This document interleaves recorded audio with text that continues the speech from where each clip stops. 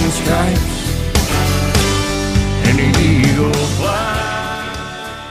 All right, radio listeners, today we have a special return guest in Paul Shanklin. Paul Shanklin is what I'd call the premier funny man of conservative talk radio. You can hear him daily on the Rush Limbaugh program. You can also visit his website at paulshanklin.com, and Paul would like to welcome you back to the Conscience of Kansas radio program. Thanks. I'm glad to be part of the conscience. I tell you what, we consciousness, I don't know. Yeah, well, we are the elite consciousness here in the flatlands of Kansas, and we had you on back in 2008, made all kinds of history. Our interview actually won a Kansas Association of Broadcasters Award for that year for interviews. You never gave me a copy or the at least a picture of the award. Well, I tell you what, you probably should be getting some royalties over here, because when you addressed our angry Kent State University young Democrats that were just so riled that you were going to come on the program, we put it into a commercial, and it's been running ever since. Most popular commercial we got here at the radio station, won an award for it as well. So everything you touch turns to gold as far as I'm concerned. That's not usually what happens, but... You've got this new album out. It's called Barack Hussein Obama's Songs of the Revolution. Tell folks a little bit about this new album. Well, I mean... It was hard to name because it just but I did a skit earlier in the year, which was Kid Songs of the Revolution, which we basically took old Nazi tunes and used them as the basis for all those children's songs that were coming out of this schools. Yes, Barack Hussein Obama, and because they were really kind of weird. It's like if anybody had been doing that on Bush's behalf, it would have been like, it is weird. I mean, regardless on whose behalf it's done, it was like indoctrination songs and good little Nazi songs. So we actually went back and found some Nazi youth tunes, and they had the Hitler Youth, that's what it was, tunes, and put them in a skit, and that's where we got the name Songs of the Revolution, because that's the revolution. It was, I say, a brief revolution. Now he can't seem to keep... He's managed to make everybody mad. First the right, then the center, and now the left. I'm going to go work on the communists now. I don't know who he's going to make hate him next, but... Do you think Barack Obama has registered the midterm? Do you think that's really set in, or has he still got yes men saying that nothing really happened? I think he's angry. I think it's set in. I mean, he's not... he's a bright guy. He's just not capable leader, and his direction is bad.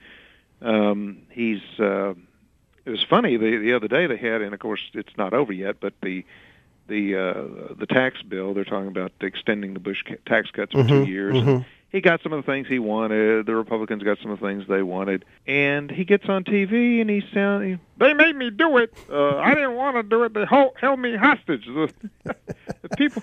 Generally, when in politics, when you get a bill passed and you sign on to it, you act as if, even if it wasn't, but you act as if it were a victory. Mm-hmm, yeah, and you're saying, and you show your bipartisanship to the independents and the people who aren't really paying attention very much, and by saying, well, we worked this out, and instead he starts throwing rocks at them, and then he starts throwing rocks at his own party. Some of my party, and just. They want a purist, and it's weird because he just basically said, I'm going to sign this thing, but I hate it, and I hate everybody.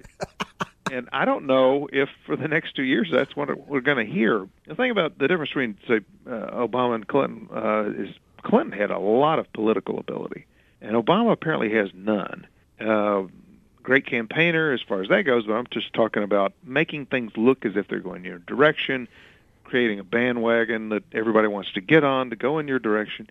He's not capable of that, I don't think, and he can't. I don't know if this is an attempt to triangulate, which is what Clinton was a master at. Mm-hmm. Wow, what weirdness! Well, I thought Bill was president again because I thought he dismissed Barack the other day and just took the mantle and said, "I'm just going to pick it up," Barack, you go check on the Christmas tree lights. Am going to. I'll take care of this. That's exactly right.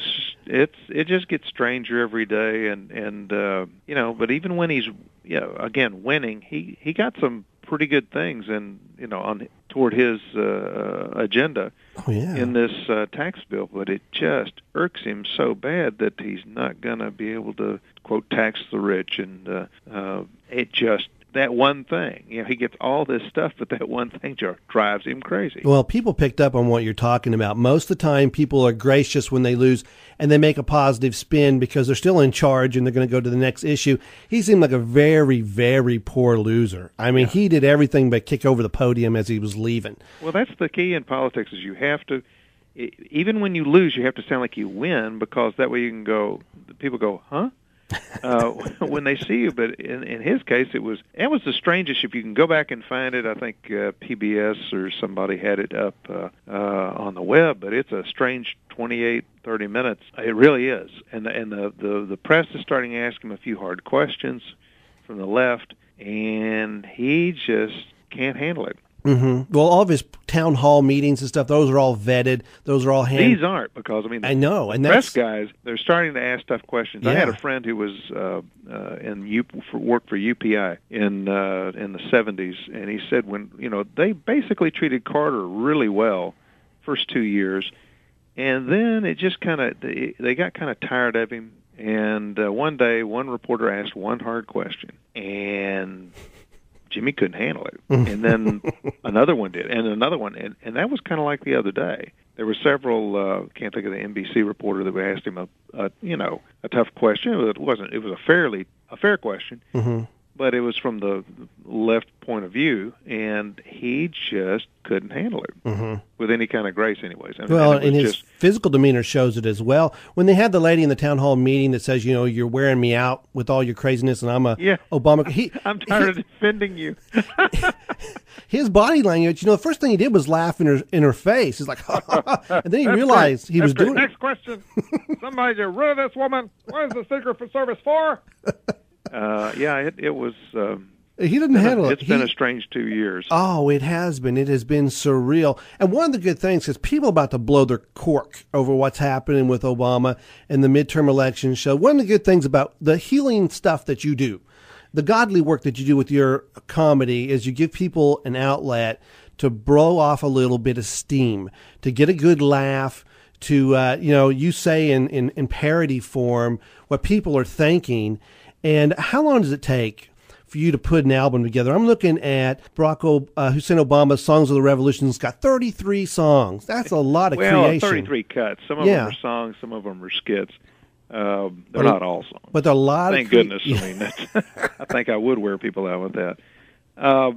It takes, I'm a bit of a perfectionist, my engineer says, but it takes me about 6 months to put something together. Now, these are things that are already done, but I like to go back and tweak. I have to pick out what I like.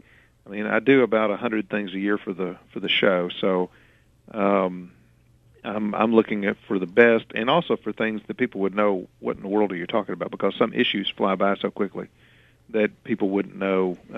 They wouldn't know the context, and so you couldn't, introduce something that people just didn't remember it ever happening, because there's so much that happens in a political year, and so I'm trying to find the best 30 or so out of 2 years, so it's 200. So I have to sit down and do that, and then see if I like the way we mixed it, and because sometimes things are done pretty quickly, and then songs, again, I have to go back and make them from mono to stereo. Sometimes I leave them mono. It just depends on what it is, but everything we do for AM radio is mono, so technical stuff like that. So it takes about 6 months to kind of plan one out, and then there's things that pop up at the end that you want to put on the album. So, and do you do everything, and you've talked about it before, but your creations, is it just spur of the moment, what hits your fancy, or do you write out a few topics, it's like, okay, Barney Frank, I'm going to put that down on my pegboard, I got to do something about him, or how does your... No, it's just, I go through my list. I mean, there's things that, you're talking about things that I'm producing currently, or are you talking about putting an album together? Do you, when just on an individual cut that you'll do, how does your inspiration work? Do you try to Is it all just something comes together in your mind and you develop it, or do you aim towards issues that are of importance and say, I've got to make a song about this and let me see what I can find? How do you do your creation? Well, what kind of comes to mind, because I can't, I don't sit there and go, gosh, I got to do something on the economy. Mm-hmm. I'll never think of anything like that. Mm-hmm. If really, I have to listen to the show, and what Rush is talking about, it kind of bounces off from random of a brain, and and something comes around, and you're going, this is a great idea, and then start working on it. Wow. Kind of spur of the moment, but I mean, I have to write it all out, but the things that are the best ones are the ones you write out just real quick, in 5 minutes it's done. Mm-hmm. If you have to sit there and struggle, well, it's probably not going to be that good. So. Radio listeners, we're speaking to the immortal Paul Shanklin. I want to take folks inside of your website for just a second and tell them how they can purchase your stuff. If you go to paulshanklin.com, you've got two cool ways, in my opinion, to purchase your creations. You got the CD store where you can go in and get the actual albums, and you can buy them, and correct me, Paul, if I get wrong on this, but you can buy the albums singularly, or you can buy them in group packages. Right. But say you've got this hankering for one song. I got to have Balls of Fire from We Hate the USA or Bank of Amigo.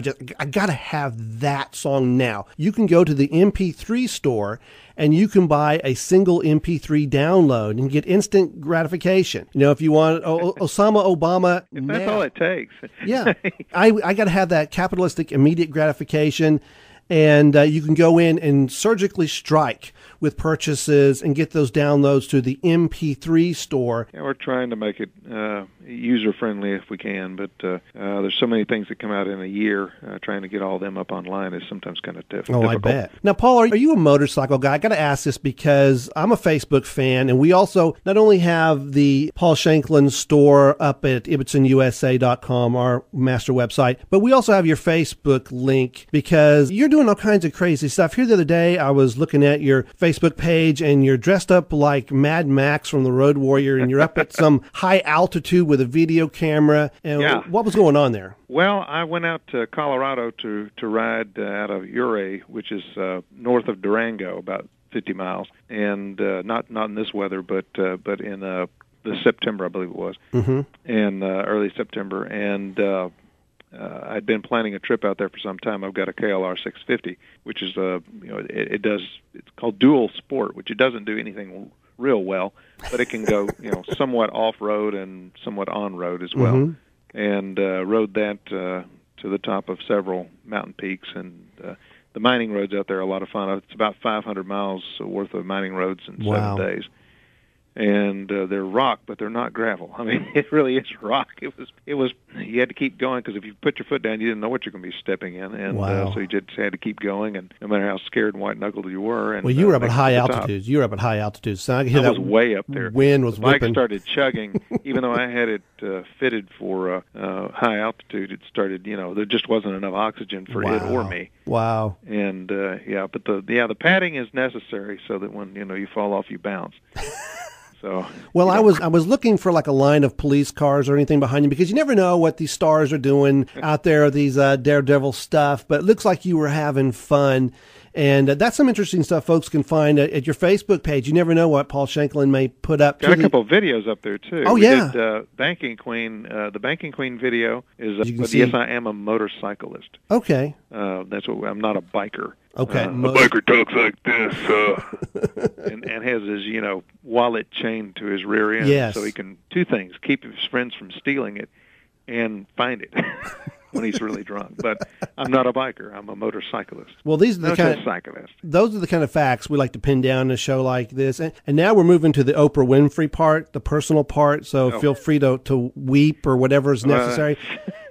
Paul, you seem like a regular guy, and for somebody that is nationally known, you have this great springboard here with the Rush Limbaugh Show. Millions of people hear your work and love your work. You're still There's millions that listen and don't. So it about averages out. Are you able to run around in public and do things? Do people pick up on your voice when you're ordering Big Macs at McDonald's? How's it work out in the public eye? Well, apparently I've done a good job in that nobody knows what I sound like. And there's not too many things I sing in my own voice, and I rarely talk in my own voice as far as skits and songs go. So, no, I mean, in Memphis, I'm kind of known. I've been in local radio, and people know my name sometimes. But if they don't know my name, I'm not going to sit there and say, I'm on the radio, which does you about as much good as they go, oh, really? And then they keep talking. But I'm a radio star.